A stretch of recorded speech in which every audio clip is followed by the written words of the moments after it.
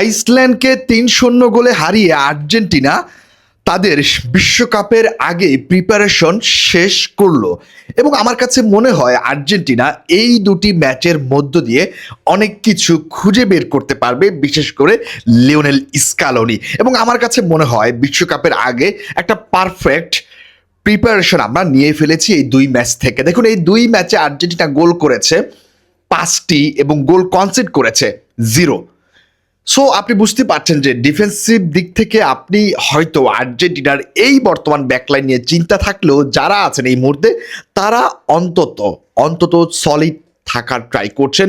যদিও ইয়েস, এই দুইটা ম্যাচ ফ্রেন্ডলি ম্যাচ ছিল, এখানে আসলে দুইটা দলই সেফ ফুটবল খেলার ট্রাই করে। সেই জায়গা থেকে আপনার হিসাব করলে যে না ভাই, এটা ফ্রেন্ডলি ম্যাচ, এখান থেকে আসলে ব্যাকলাইন নিয়ে অত প্রশংসা করা যাবে না। মেইন পর্বের যখন ম্যাচগুলো শুরু হবে তখন আমরা কথা বলতে পারবো। হ্যাঁ, বাট আমার কাছে যতটুকু মনে হয়েছে, এই যে দুইটা ম্যাচ আমি ওতামেন্ডিকে দেখলাম, আমি লিসান্দ্রো মার্টিনেজকে দেখলাম, আমার কাছে মনে হলো তারা একদম সাবলীলভাবে একদম সলিড থাকার ট্রাই করেছে ব্যাকলাইনে। সো সেই জায়গা থেকে আমার কাছে বিশ্বাস রাখতে হচ্ছে আমার এই ব্যাকলাইনদের উপর যে এরাই আমাদেরকে এই বিশ্বকাপে সার্ভিস দিবে এবং এরাই হচ্ছে আমাদেরকে ব্যাকলাইনে আমাদের দেয়াল হয়ে দাঁড়াবে। সো এদেরকে আমরা বিশ্বাস না করে থাকতে পারবো না। সো আমার ব্যাকলাইনের উপর বিশ্বাস আছে, এছাড়া আর কিছু করার নেই। দেখুন, আমরা কিন্তু পাচ্ছি না, এর চাইতে ভালো ব্যাকলাইন আমাদের আর নাই। সো এদেরকে নিয়ে আমাদেরকে যুদ্ধে নামতে হবে।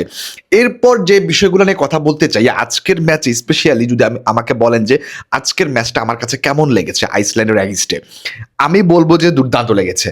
কেন দুর্দান্ত লেগেছে আমি জিনিসটা একটু আপনাকে বুঝিয়ে বলছি। দেখুন, ফার্স্ট হাফে যদি আপনি দেখেন, আমরা কিন্তু ঠিক হচ্ছে লাস্ট ম্যাচের মতোই অনেকটা হচ্ছে আমরা টিম পেয়েছি, যদি আমাদের ফুল ব্যাক দুটা পরিবর্তন হয়েছে, তাছাড়া কিন্তু ওতামেন্ডি লিসা ছিল।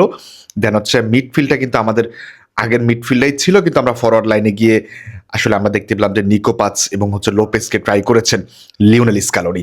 সো ফার্স্ট হাফ দেখে আমার কাছে মনে হলো আর্জেন্টিনা যে প্ল্যানটা করে নেমেছেন সেটা হচ্ছে তারা সলিড ফুটবল খেলবেন এবং তারা পজিশন বেস ফুটবল খেলবেন। তারা বল হোল্ড করবেন, নিজেদের দখলে রাখবেন। মন চাইলেই তারা অ্যাটাকে চলে যাবেন না, ভুলভাল শট করবেন না অফ টার্গেট। এরকমটাই প্ল্যান করে আর্জেন্টিনা আজকে মাঠে নেমেছিল, এটা আমার কাছে মনে হচ্ছিল।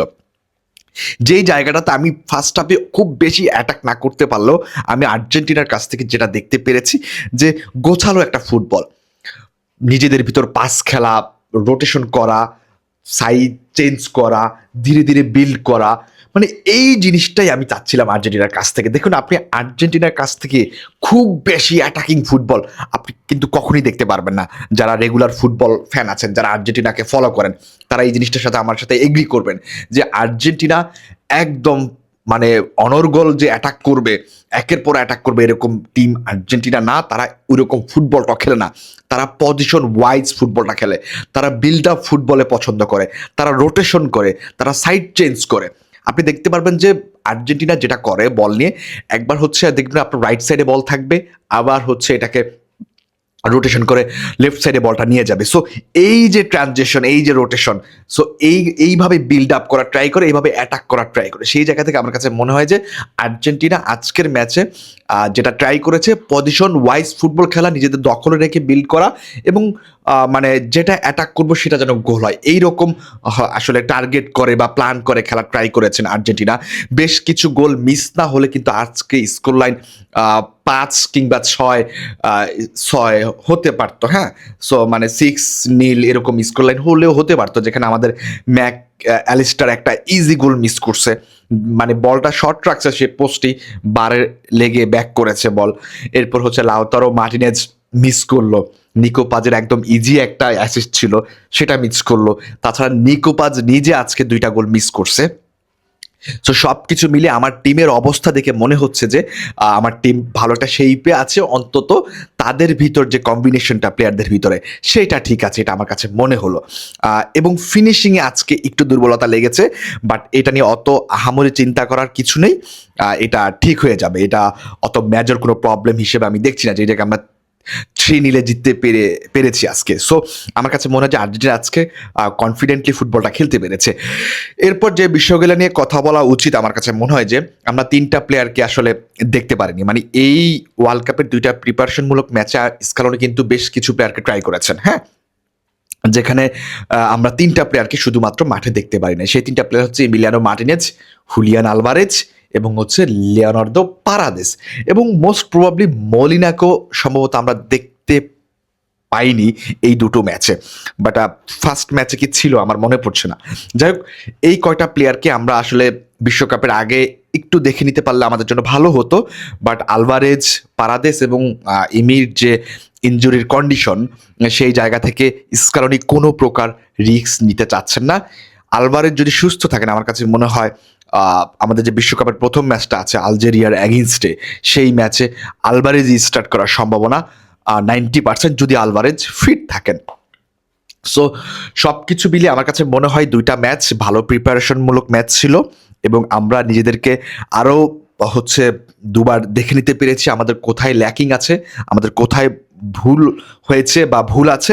আমরা সেই জিনিসগুলোর এই লাস্ট যে কয়দিন আছে মেইন পর্বের ম্যাচের আগে সেই জায়গাটাতে আমরা কাজ করে আমাদের ইমপ্রুভ করতে পারবো।